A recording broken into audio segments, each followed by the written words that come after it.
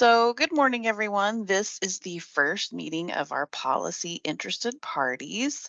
And this meeting is to discuss some policies that we are bringing forward to our policy committee and then later to our full commission at a business meeting on July 14th. If you have a question, you can use the raise your hand function. The chat is also available.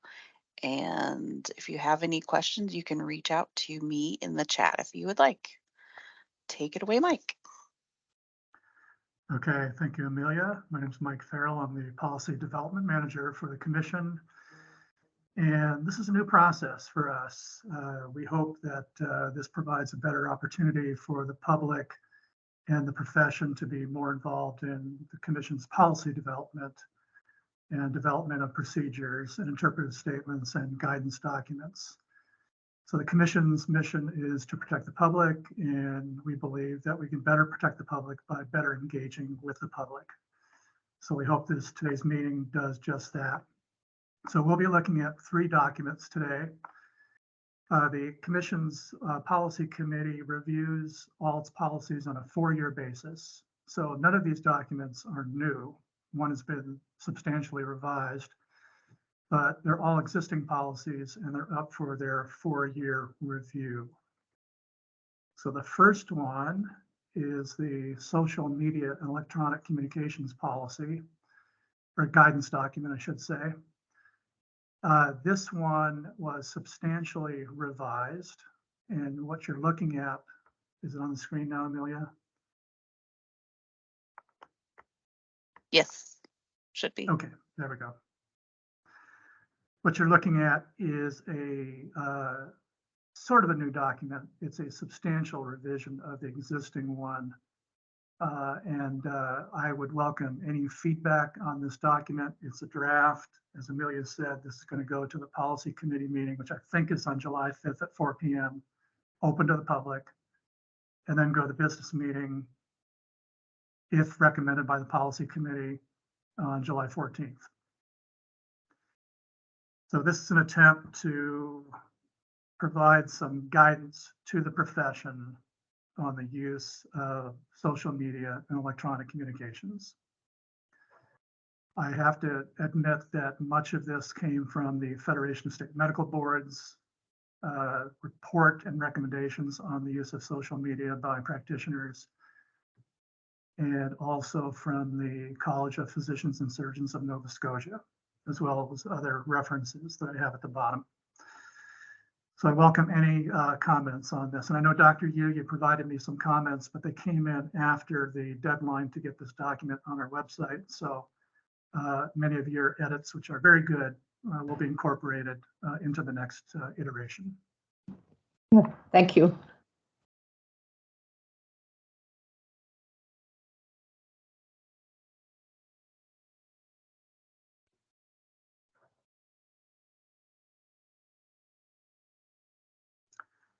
If nobody has any questions or comments, I can raise a couple issues to think about.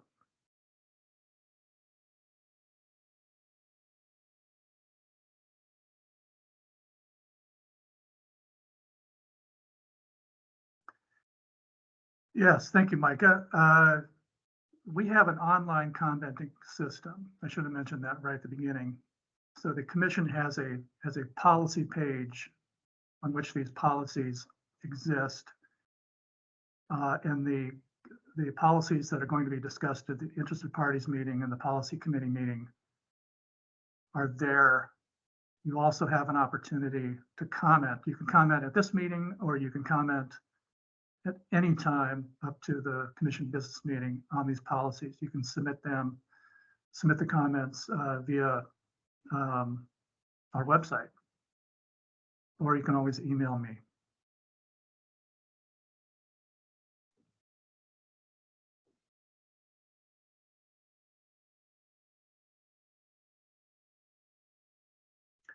Okay, so I'm going to raise an issue for discussion. We had a discussion with a plastic surgeon, Lisa Krynicki, and I last week, who provided a number of comments and raised a number of interesting issues. So I'll raise one of them now. And I'm considering addressing this issue, and I just want your feedback.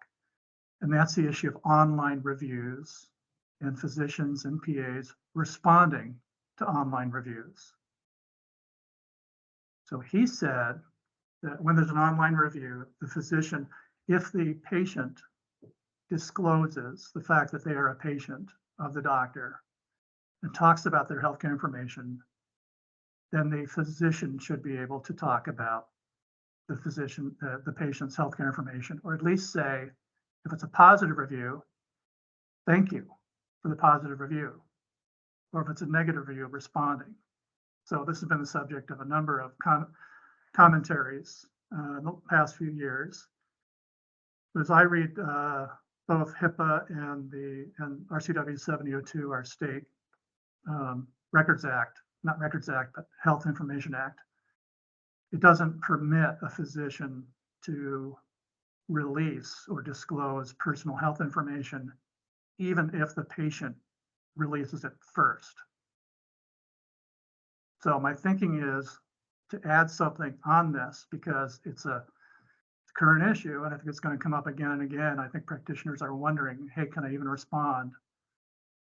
And maybe put an example in and say something like to the effect of that you can't respond. Well, you can respond, but you cannot release personal health information unless you have express written consent of the patient to release that health information. It's not something I would recommend to any physician, but I think it's important for us to address that issue and state the law. Any thoughts on that?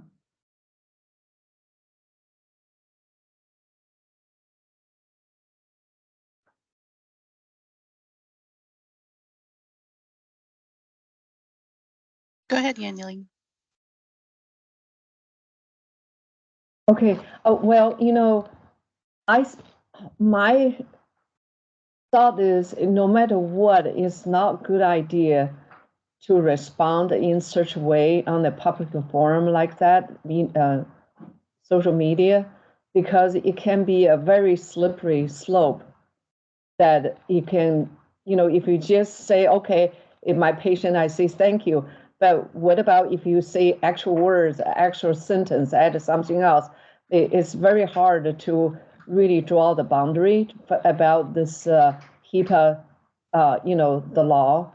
And my thought is it's just generally not a good idea to respond at all. What about if a patient is putting out false information and those type of things, or personal attack? So I agree with you, Mike. I think that is not a good idea to respond at all.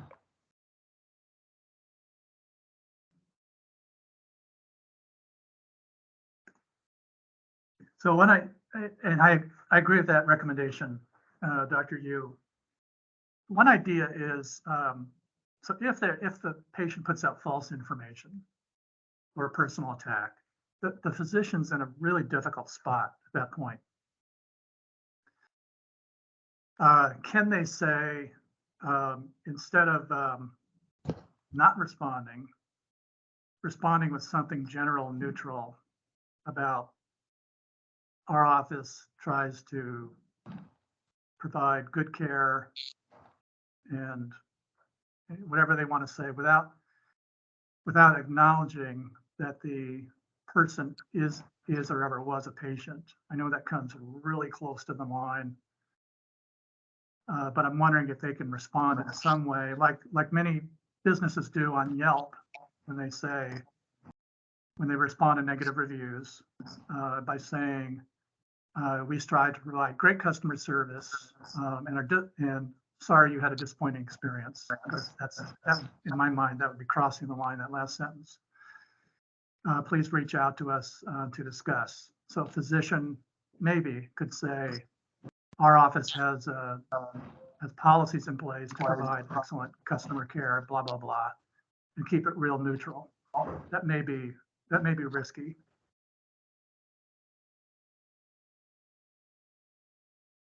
Yeah, you could do that. Or maybe, it's I don't know what is the business look like if they have a social media manager or something. If they spot like this, they could tell their facility hospital, say, here is the things that is totally, totally bogus claim. And then the manager will come out and say, things like what you said, rather than physician to jump into it to respond.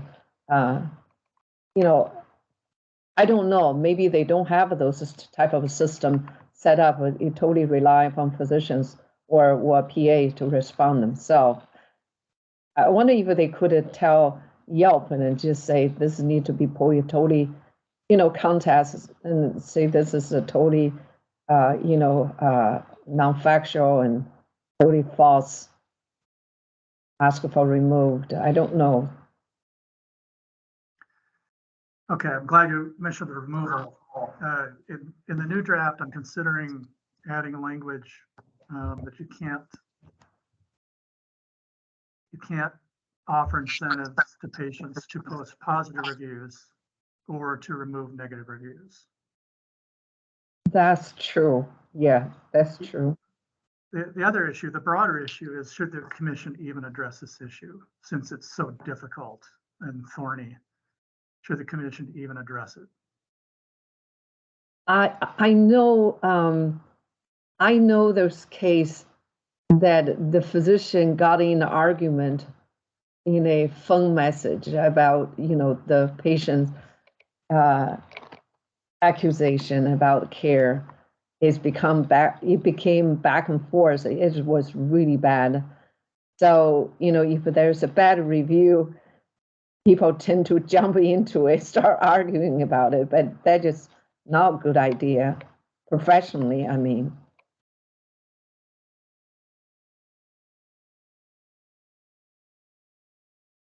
Mike, I wonder if, with respect to the reviews thing, that we stay out of it and instead of saying anything at all, just make the recommendation that you shouldn't. Well, number one, there's a difference between getting an oil change and having medical care, and there's simply different laws that govern that interaction and everything associated with it. So I would suggest that maybe we simply say it is recommended you don't get involved in Yelp reviews and all that other stuff. But if there is a disparaging review, a negative review, there's nothing that stops them from asking about taking it down. I don't know if Yelp will actually do that, but certainly leave that in the realm of libel issues if they think that it's not accurate. And so that keeps the commission out of it, and it's more on the advertising side where we don't really need to play and do anything.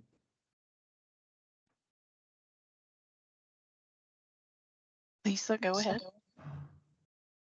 Well, I've actually run into this issue in private practice a number of times, being contacted by providers who have received what they consider to be spurious negative reviews, and relying on the Yelp and other platforms to take those things down is a bit hit and miss. I like the idea of staying out of it, but if we are going to tell providers that this is essentially forbidden territory, I really feel like we're going to get pushback if we don't throw them some sort of bone as to what they can do, because the reality is that the business side of the profession exists, and bad reviews can be damaging in certain circumstances. So we would at least want to point them in the direction of, this doesn't prevent you from contacting the platform, or acknowledge that we acknowledge the reality of the fact that by telling them that they cannot respond to this, we're not foreclosing their ability to essentially protect their business.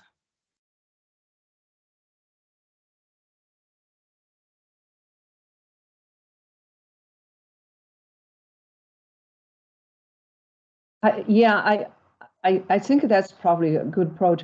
I guess the bottom line is we probably should discourage, just say no directly communication with the patient, regardless, it's a good review or bad review, or, just avoid this type of a gray area and very easily cross the boundary and getting into trouble with the HIPAA violation or, ethics rules. So it's always probably just avoid this type of a social media official contact.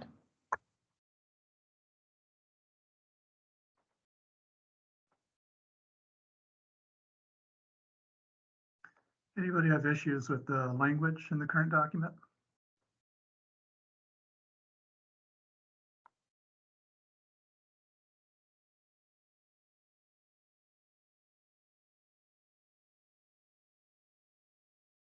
Like Mike, I added a little couple of sentences there that if you post some video, you want to be culture and gender, sensitive and racial sensitive, because, the experience I found that the other one is so tasteful for some other people, for woman or, whatever. So that's why I thought recommended to have something there that whatever you do.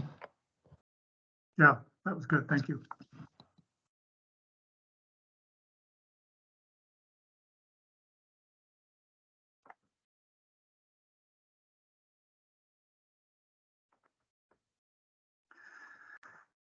Okay, well, everybody will have you'll have plenty of opportunity prior to July 14th to comment on this. I will send out, I was waiting for today to get the comments today to send out the next iteration, which I'll do this afternoon. And we'll disseminate the next version this afternoon. And then this will go to the policy committee meeting on July 5, next Wednesday at 4 p.m. And anybody can attend that meeting and provide comment. And between now and then, of course, you can submit comments via our website or directly to me. So we're going to the next document.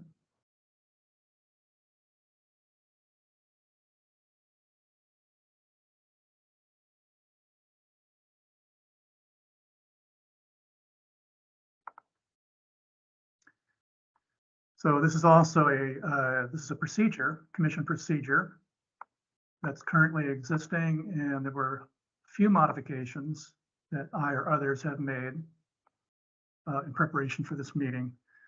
This is the panel consent agenda, and this is designed to make our meetings more efficient and more focused on the more important cases. Every complaint that's made to the commission is important. The ones that are investigated are important, but sometimes the investigation reveals that the standard of care was clearly met and that the case should probably be closed.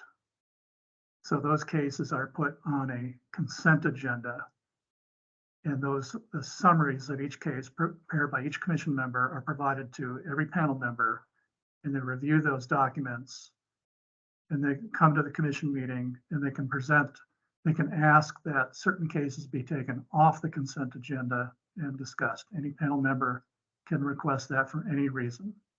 And then the case is discussed. The cases that are not discussed at the meeting on the consent agenda are then closed. So this had a few minor revisions. I welcome any additional thoughts, revisions, changes.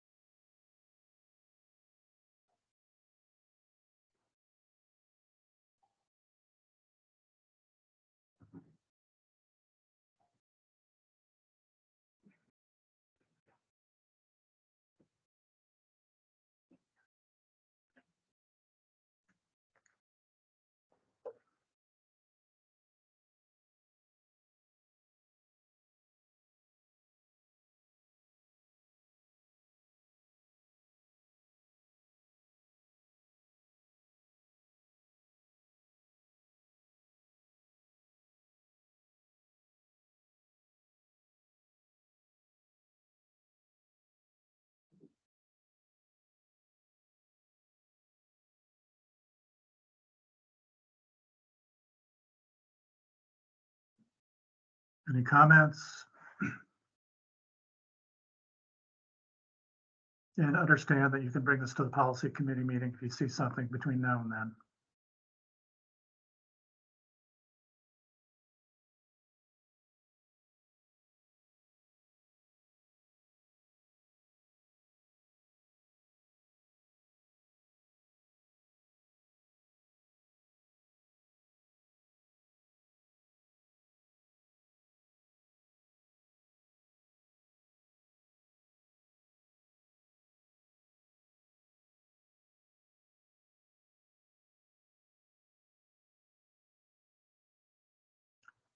Okay.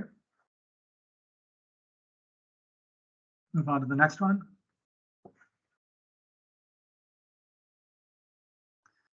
Another commission procedure, existing procedure.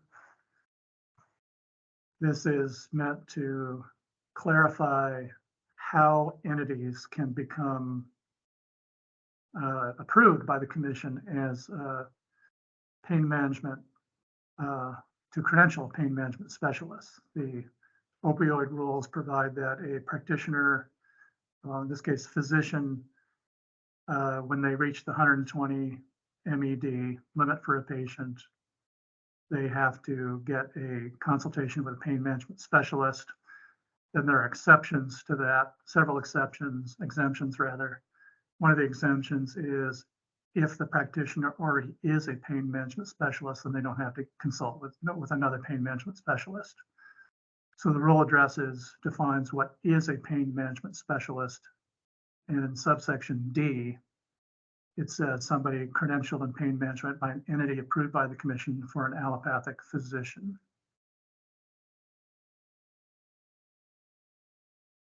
And so the issue then is what entities are approved by the commission to credential pain management specialists.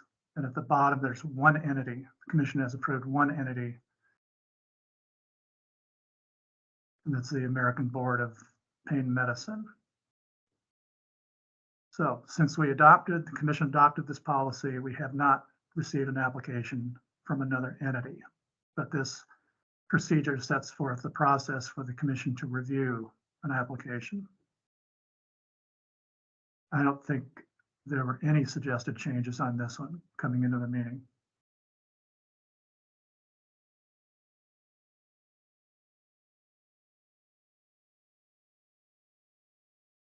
So my question, are there any other entities at all?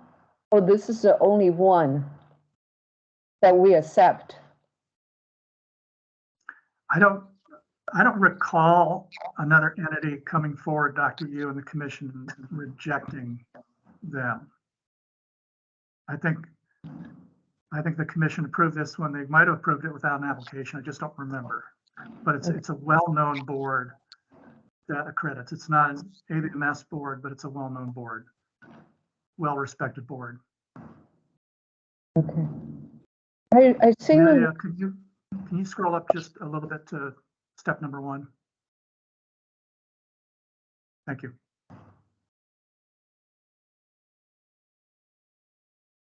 I seem to remember, my memory could be wrong, that seeing some credentials, they say they have a pain management certified. Is it different from this one? Never mind, if they never responded. I was just curious, without the, the pain medication, the pandemic overuse, and, it would be there are some other entities trying to do this type of certification. I'm just curious. Micah? Sure, Dr. Yu, there's two things I think you might be conflating in the rules. The first one is an individual physician or physician assistant, in order to do pain management, has to get a certain amount of education, or they have to meet a certain part of the rules so they satisfy those requirements as an individual. The gap that we identified was typically pain management clinics are not regulated. They're not licensed, they're not certified or anything like that. So this is our attempt, or was our attempt, to allow a non-WMC enforced regulation on pain management clinics should they choose to take on that higher bar of certification. And so that's where this came from in the past. I see. Yeah, okay. Amelia, can you scroll up to the rule?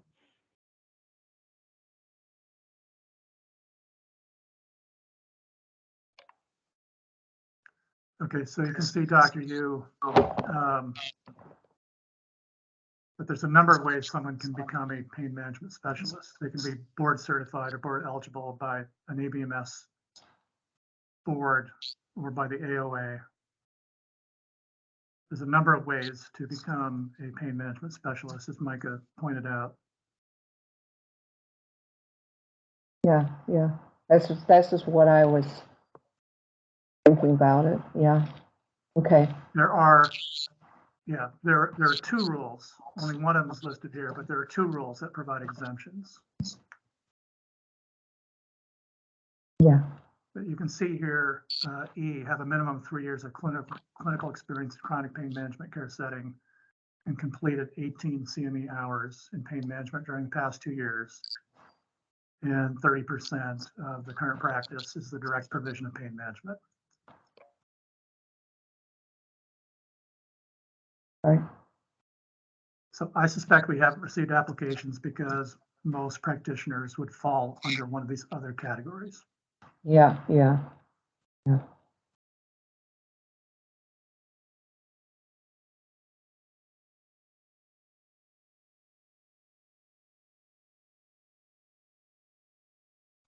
We're not bringing this because there's some big issue. This is not a burning issue at all.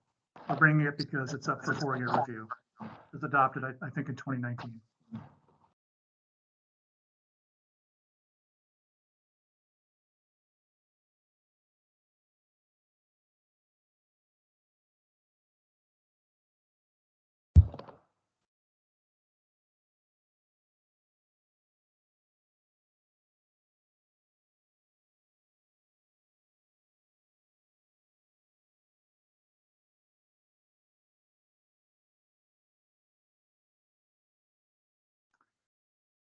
Okay, anybody else have any comments on this?